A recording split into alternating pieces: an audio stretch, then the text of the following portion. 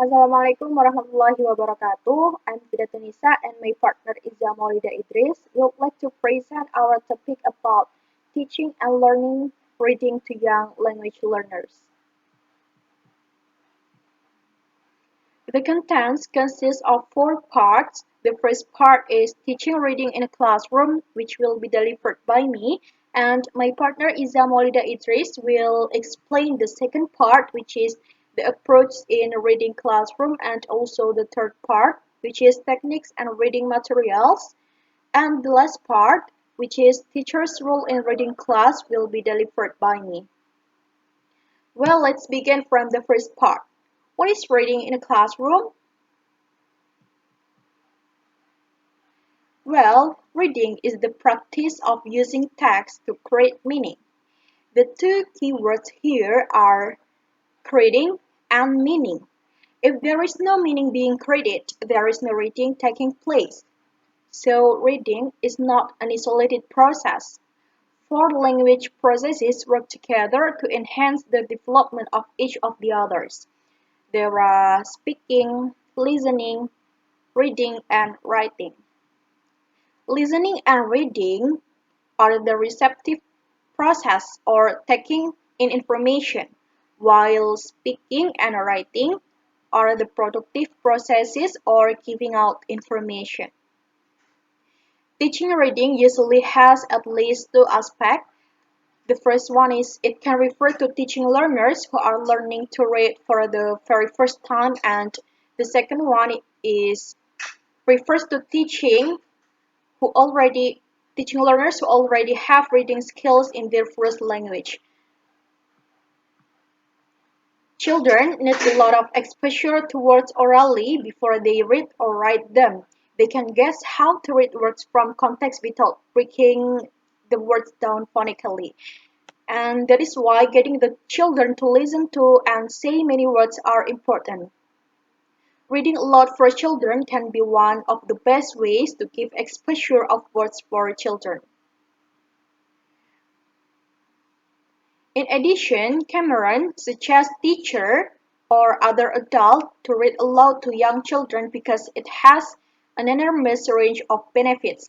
She says that from listening or watching an adult read aloud, children can see how books are handled, how text encode words and ideas, and how words and sentences are set out on a page. Effectively, reading aloud can motivate children to want to read themselves. Hi, I'm Izza Maulida, and here I will continue my friend's presentation. I will explain the part 2. What are the approaches in reading classroom? The first is phonics. This approach is based on letters and sounds. Basically, we teach the student the letters of the alphabet and the combination of letters phonetically as they are actually pronounced. And in phonics approach, there is no grammar rules. For example, if you are teaching students the letter M, you would also teach them that M makes the M sound. There are many ways for young learners to learn the initial sounds of words. They can cut out the pictures of words that starts with different letters and then match the pictures with the letters. For example, they could make a collage with picture of things that start with the letter M, including pictures of moon, monkey, melon, and mask. And the second is a look and say. This approach is based on words and phrases and makes a lot of use of flashcards. It is usually to start by teaching everyday words which are already familiar to the children. The teacher shows the children the word and says it while pointing to the object. The children repeat the word. This happens several times with each word. And the third is a whole sentence reading. Here the teacher teaches recognition of whole phrases and sentences which have meaning in themselves. This often means a story which the children read for the first time themselves after the whole text is familiar to them. The words are not presented in isolation, but as whole phrases or sentences. And the last is language experience approach. This approach to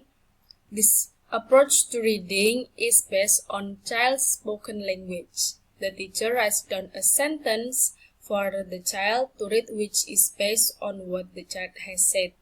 For example, this is me, this is my sister is 9.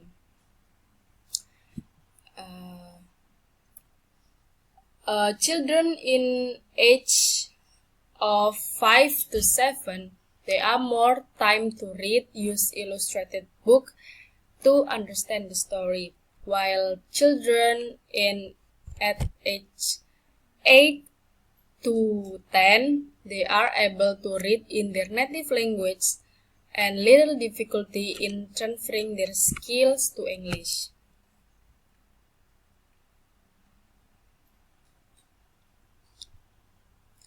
We move to the part 3. What are the techniques and reading material that uses? First is the technique is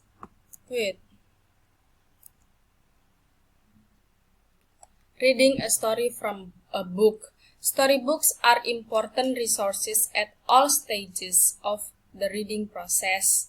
This includes repetition, the selection of content that is relevant and meaningful to the lives, the learners, and the use of context to facilitate meaning. The procedure to reading a story from a book: first, read in a small group, point to the word as teacher read slowly, correct the intonation, talk about the story, ask questions in their native language, allow students to read when they want, and reread the story in the next class to remember. Next is reading a class story. Instead of reading from a book, you might want to use a class story as your starting point for reading. This has the advantages that you can photocopy freely, making sure that everyone has a copy and the student can color their own copies.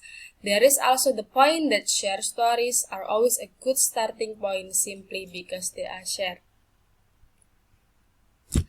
Reading a class story helps the teacher maintain the same structure and students can change some details. Students can use their imagination to modify the story and color the copies.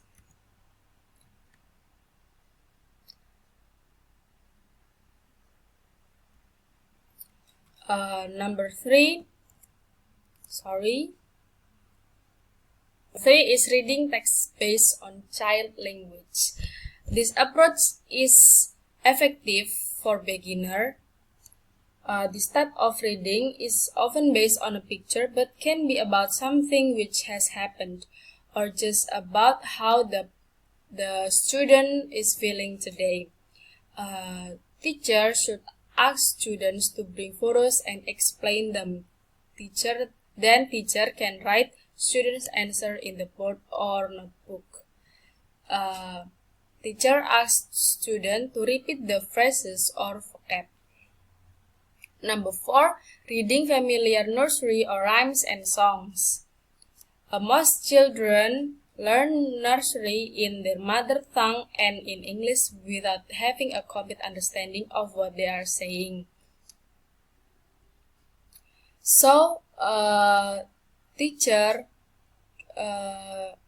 can teach the nursery rhymes by repeating. While teacher say that this isn't real reading, the student can behave like a reader and it helps to build up a confidence. And the last is building up confidence.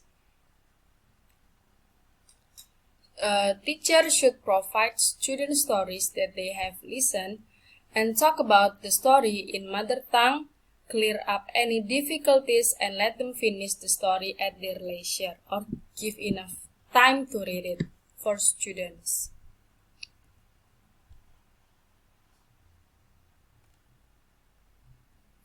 Next is reading material. Number 1 is reading cards. It is very simple to make a collection of reading cards which tell a story and can be read quickly. Some of the reading cards can have nursery rhymes on them, but try to choose the easiest ones. Number 2, introduce a new book. Teachers can show the students the new book and tell them what it is about. Look at the cover of the book and try to work out with the student what it might be about. Read an amusing or interesting bit from one of the books and put the title of the new book on the notice board. The last is book review. Book review can help teachers decide on the suitability of a book, give some indication as to the progress the student is making, help the other student to decide about the book, and show the teacher are concerned what students are reading. The next slide will be continued by my friends. Thank you. Well, the last part is what are teachers' role in teaching reading? The role of the parent or teacher in supporting reading progress is crucial. Children gradually become literate over many years and through many thousands of exposures to text and signs. However, effective material sitting alone will not teach the children how to read. If there is no actual caring competent person doing a good job of teaching, the effective materials are worthless. The parent or teacher must still teach the effective program to the children. In relation to teaching young learners, the teacher should be at least as energetic as the students. The young learner teachers should be enthusiastic, passionate, creative, positive, relaxed, and innovative because she is dealing with curious young learners who are very eager to learn something new. In addition, teachers of young learners should not damage the students' motivation because it can affect their future performance. And the next part is how to create good reading conditions for young language learners. So there are 4 ways how to create good reading conditions for young language learners. The first one is create a space every day for sustained silent reading. And the second one is allow children to make choices about their reading material. The third one is keep instruction simple, and the last one is include talk and other forms of social interactions. So let's begin from the first one. Create a space every day for sustained silent reading. So just like learning to play a musical instrument, children who are learning to read get better at it by practicing. For example, after a few piano lessons, children will know which squiggly letter mark on the paper corresponded with the correct black or white key on the piano. However, if they never practiced, they would never get beyond stage of plodding along, stumbling, and stopping. To them, the musical text will seem just like a series of single notes instead of musical phrases. There would be little pleasure in playing the piano as they would never be able to play and express full musical ideas. This is exactly what happens if we do not provide time for students to practice their reading. So provide them 10 to 60 minutes of silent uninterrupted reading time is one of the best things we can do for students. The second way to create good reading conditions is allow children to make choices about their reading material. So reading is more pleasurable when they are able to make choices about what they want to read. If we become enthralled with an author, We can read as many of the author's books as we want. Likewise, if we find a book to be boring or uninteresting, we can also choose not to read. Children need to be able to make the same kinds of choices about their reading materials. The third one is keep instruction simple. So good teachers make things seem as simple as possible. In this way, they are like gymnasts. So gymnasts are able to perform complicated moves and make them look simple, while circus performers make complicated make simple moves look difficult. So as teachers, we have to act as gymnasts, not circus performers. And the last one is include talk and other forms of social interactions. Talking and social interaction enhance learning of any kind. Children need to talk to each other about what they are reading and share their ideas and insights with others.